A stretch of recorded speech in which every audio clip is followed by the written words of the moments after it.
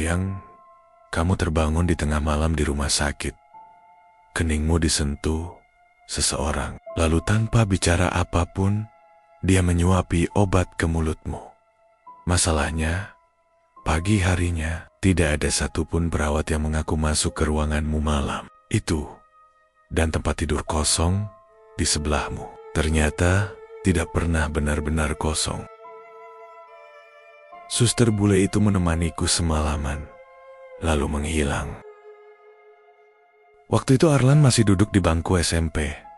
Umurnya belum genap 15 tahun, tubuhnya kurus, bahunya sempit, dan wajahnya selalu terlihat lebih pucat setiap kali berurusan dengan rumah sakit. Sejak kecil, Arlan memang gampang sakit, dan aroma obat-obatan selalu membuat kepalanya pening. Hari itu, Pak Susilo dan Bu Sulis mengantarnya ke RSUD Muardi, Solo, karena amandelnya harus dioperasi. Kata dokter, operasinya tergolong ringan dan sudah sering dilakukan. Tapi bagi Arlan, mendengar kata operasi saja sudah cukup membuat perutnya mulas dan keringat dingin keluar dari telapak tangan. Sejak pagi, Arlan sudah gelisah, duduk di bangku tunggu sambil menggenggam tas kecilnya. Dia memperhatikan orang-orang lalu lalang dengan pakaian hijau dan putih. Suara roda ranjang yang didorong, bau antiseptik yang menusuk, dan suara pengumuman dari pengeras suara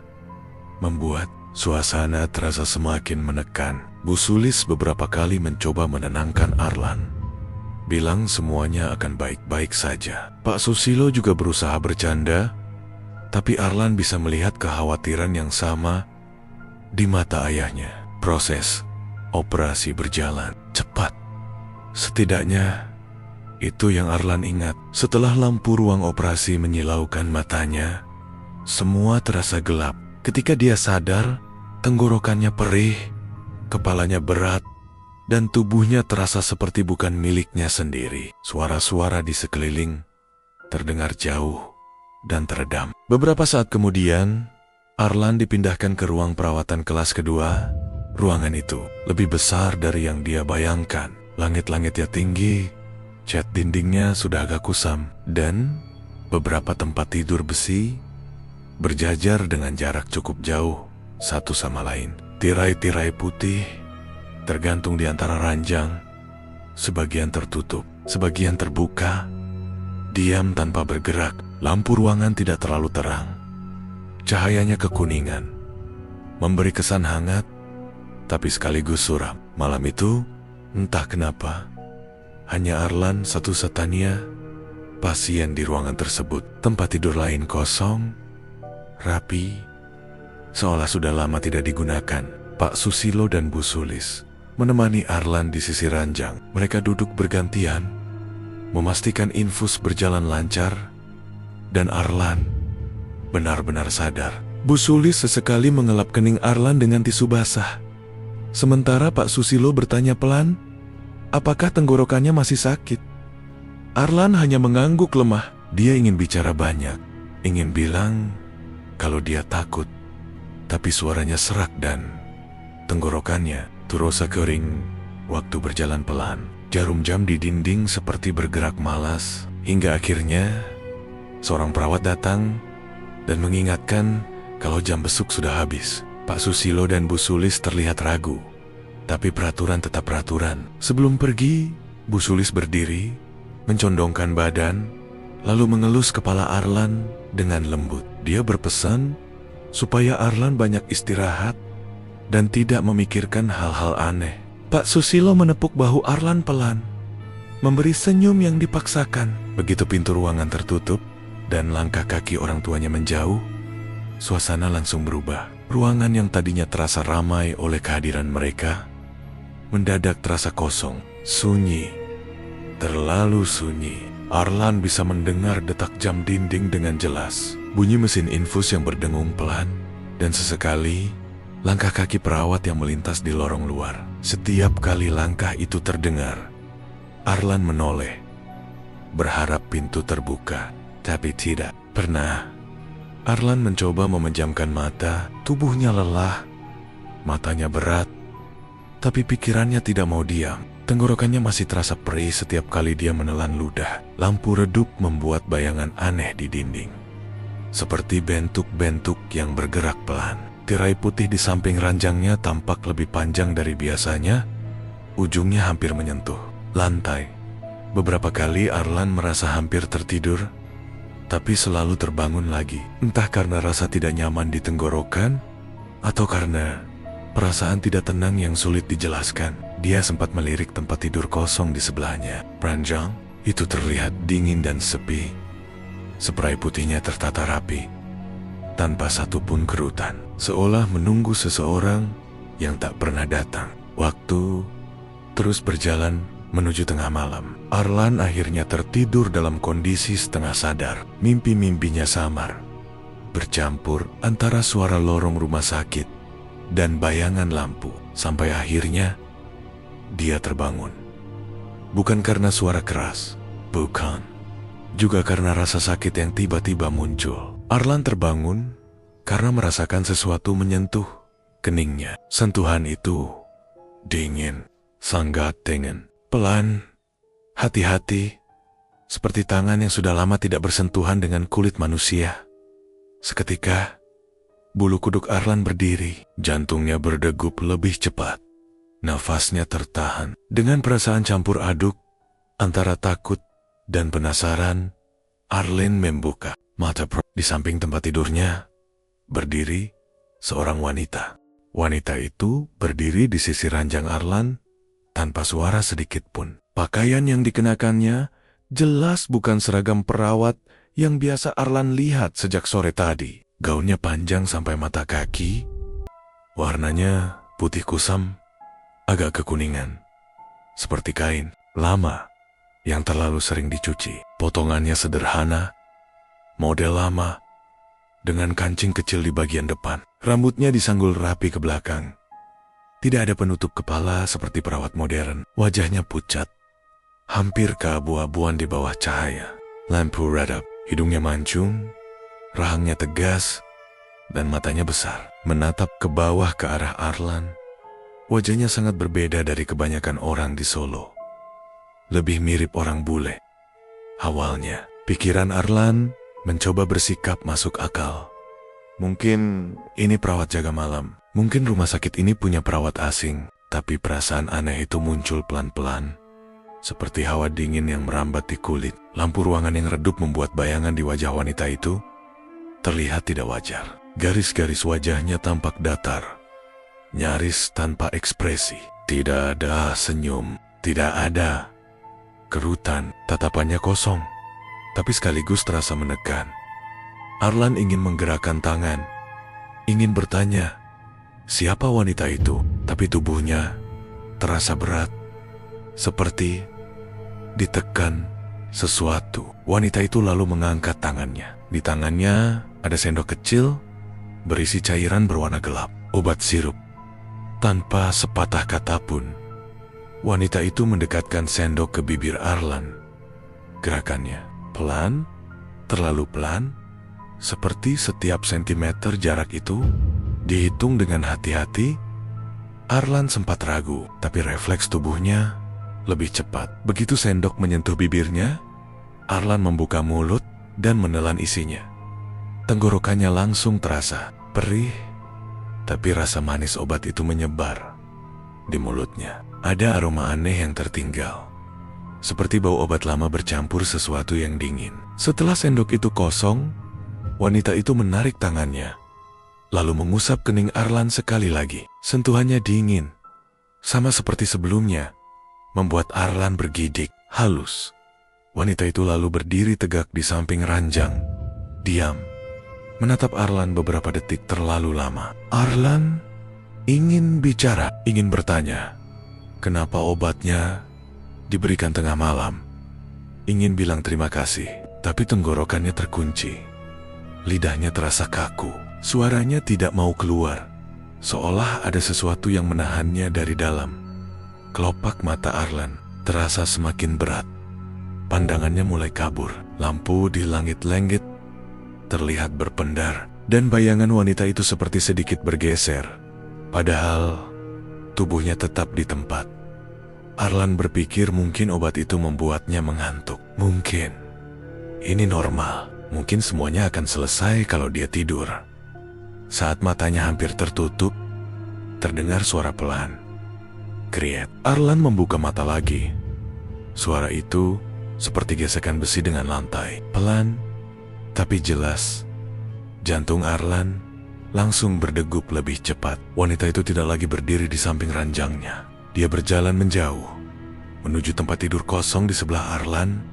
Setiap langkahnya nyaris tanpa suara, kecuali bunyi ranjang besi yang sedikit bergeser saat dia menyentuhnya. Dengan gerakan perlahan, wanita itu duduk di ranjang kosong tersebut, lalu berbaring. Tubuhnya menghadap ke arah Arlan, tangannya terlipat rapi di atas perut, matanya terbuka lebar, menatap lurus ke wajah Arlan tanpa berkedip. Tatapan itu membuat dada Arlan terasa semakin sesak. Lalu, wanita itu mulai bersenandung. Nadanya pelan, hampir seperti bisikan. Sekilas terdengar lembut, seperti lagu pengantar tidur. Tapi semakin lama Arlan mendengarnya, semakin jelas kalau ada sesuatu yang salah. Liriknya terdengar asing, bukan bahasa Indonesia. Bukan juga bahasa Jawa, kata-katanya terputus-putus, seperti bahasa lama yang sudah tidak pernah Arlan dengar. Suaranya serak, bergetar, seolah keluar dari tenggorokan yang kering, seperti suara dari kaset tua yang diputar berulang kali. Setiap nada terasa menusuk telinga Arlan. Tubuhnya kaku. Dia ingin memalingkan wajah, ingin menatap ke arah lain, tapi lehernya seperti terkunci. Dadanya terasa ditekan sesuatu yang berat. Nafasnya pendek-pendek, masuk sedikit, keluar sedikit. Keringat dingin mulai mengalir dari pelipisnya.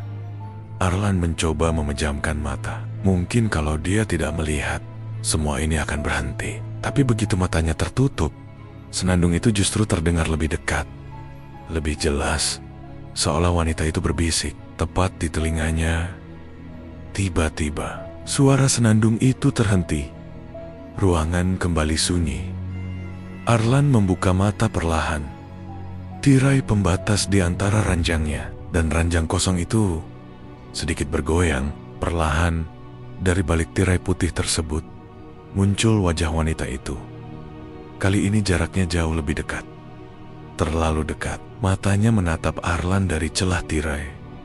Besar, hitam, dan kosong. Bibirnya melengkung, membentuk senyum tipis yang tidak sampai ke mata. Wanita itu membuka mulut. Senandung itu berubah menjadi bisikan. Suaranya lebih rendah, lebih dekat, seperti tepat di depan wajah Arlan. Arlan tidak bisa memahami kata-katanya, tapi nada suaranya membuat seluruh tubuh Arlan gemetar. Ada rasa takut yang murni, yang tidak bisa dijelaskan dengan logika. Dalam kepanikan, Arlan akhirnya bisa menarik napas dalam-dalam dan menjerit. Teriakannya keras, pecah, dan menggema di seluruh ruangan yang kosong. Suara itu memantul di dinding, di langit-langit, lalu kembali ke telinganya sendiri. Lampu ruangan berkedip sesaat. Dan tepat setelah teriakan itu keluar, sosok di balik tirai itu menghilang.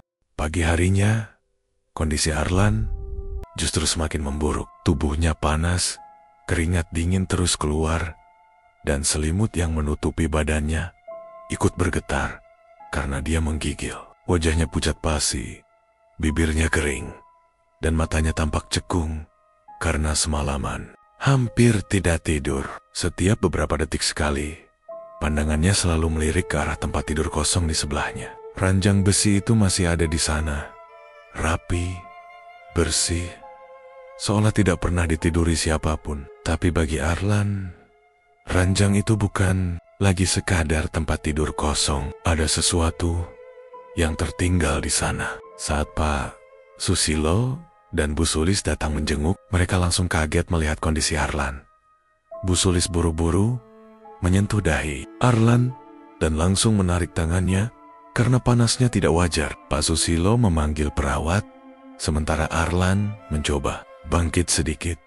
Matanya terlihat panik. Begitu melihat wajah orang tuanya, Arlan langsung bicara terbata-bata. Semua Diceritakannya tentang wanita bule berseragam perawat lama, tentang obat sirup manis yang disuapkan tengah malam, tentang senandung aneh yang terdengar seperti lagu Nina Bobo, tapi terasa menyeramkan. Pak Susilo dan Bu Sulis saling pandang. Awalnya mereka mengira Arlan cuma mimpi, efek bius, demam, dan obat. Pasca operasi sering membuat pasien berhalusinasi. Bu Sulis mencoba menenangkan Arlan, bilang mungkin semua itu cuma bunga tidur. Tapi Arlan bersikeras, dia yakin apa yang dia lihat dan rasakan itu nyata. Sentuhan dingin di keningnya masih terasa jelas. Rasa manis obat itu masih teringat di lidahnya. Seorang perawat senior akhirnya datang memeriksa Arlan. Usianya sudah setengah baya, wajahnya tenang, dan gerakannya mantap. Saat Pak Susilo menceritakan ulang apa yang dialami Arlan, perawat itu tiba-tiba terdiam. Tangannya yang tadi sibuk mengecek infus berhenti bergerak. Wajahnya berubah. Bukan kaget, bukan bingung, tapi seperti orang yang sudah mendengar cerita itu berkali-kali. Perawat itu menoleh ke arah rekannya. Mereka saling pandang sebentar. Tidak ada yang tersenyum, tidak ada yang tertawa. Justru ada keheningan aneh yang muncul di antara mereka. Bu Sulis mulai merasa tidak enak. Pak Susilo ikut merinding melihat reaksi itu. Akhirnya, perawat senior itu bicara dengan suara pelan, hampir seperti berbisik. Dia bilang, di rumah sakit itu memang sering ada cerita seperti ini. Sudah sejak lama, pasien-pasien tertentu, biasanya yang masih anak-anak atau yang kondisinya lemah, sering melihat sosok yang sama. Seorang perawat asing berwaya bule, mengenakan seragam lama. Mereka menyebutnya suster Belanda. Menurut cerita yang beredar di kalangan perawat lama, sosok itu bukan makhluk jahat. Dia tidak pernah menyakiti pasien. Justru sering muncul seperti sedang menjalankan tugas, menyentuh kening, memberi obat, menemani pasien di malam hari. Tapi masalahnya, sosok itu bukan manusia. Konon, pada masa kolonial, ada seorang perawat asing yang bertugas di rumah sakit itu. Dia dikenal sangat disiplin dan berdedikasi. Suatu malam, dia meninggal secara mendadak di ruang perawatan. Ada yang bilang karena sakit, ada juga yang bilang karena kelelahan. Sejak saat itu, dia tidak pernah benar-benar pergi. Jiwanya tertinggal, terus melakukan hal yang sama seperti semasa hidupnya. Merawat pasien, menjaga malam. Mendengar penjelasan itu, tubuh Arlan terasa semakin dingin. Dadanya sesak. Dia langsung memejamkan mata, mencoba mengusir bayangan wajah wanita itu dari pikirannya. Bu Sulis langsung memeluk Arlan, sementara Pak Susilo terlihat tegang. Rahangnya mengeras. Tanpa banyak berpikir, Arlan langsung minta dipindahkan kamar. Dia tidak mau menghabiskan satu malam lagi di ruangan itu. Suaranya gemetar, matanya berkaca-kaca. Perawat senior itu mengangguk pelan, seolah sudah paham. Beberapa saat kemudian, Arlan dipindahkan ke ruang lain yang lebih ramai. Sejak hari itu, kondisi Arlan perlahan membaik. Demamnya turun, tenggorokannya mulai pulih, dan dia akhirnya bisa tidur tanpa terbangun ketakutan. Tapi pengalaman malam itu tidak pernah benar-benar hilang. Setiap kali Arlan mengingatnya, dadanya selalu terasa. Bertahun-tahun kemudian, saat Arlan sudah dewasa, setiap kali melewati area rumah sakit, terutama RSUD Muardi, langkahnya selalu melambat. Ingatannya langsung kembali ke ruangan kelas 2 yang sunyi itu. Ke lampu redup, ke tirai putih yang bergoyang pelan, ke senandung aneh. Di tengah malam, dia masih teringat jelas tatapan mata yang tidak berkedip, senyum tipis yang muncul dari balik tirai, dan tangan dingin yang menyentuh keningnya dengan lembut, tapi membuat bulu kuduknya berdiri. Sampai sekarang, ada satu pertanyaan yang tidak pernah bisa Arlan jawab. Obat sirup yang dia minum malam itu sebenarnya diberikan oleh siapa? Karena menurut catatan rumah sakit, di malam kejadian itu, tidak ada satupun perawat jaga yang tercatat masuk ke ruangannya. Dan cerita pun tamat.